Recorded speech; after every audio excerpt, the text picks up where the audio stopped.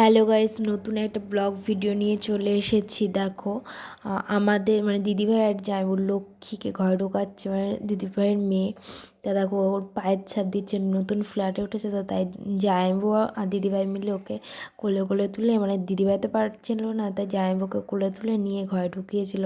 তারপরে দিদিভাই এখানে ওর পায়ের ছাপগুলোতে করছিল, মানে লক্ষ্মী হলো দিদিভাইয়ের মেয়ে। তারপরে দেখো, দিদিভাই দিকে ফুলগুলো সাজিয়ে দিচ্ছিল, মানে পায়ের ছাপগুলো লোক জন্য আসবে। তারপর ওদের মধ্যে দুধ উতলানোর নিয়ম ছিল, তাই দিদিভাই দুধটাকে জাল দিতে বসিয়েছিল। দিদিভাই সামনে ছিল, তো তাই দিদিভাই ক্যামেরাটা করেছিল। তারপরে দেখো, এবার যজ্ঞ বসে যাবে। দেখো,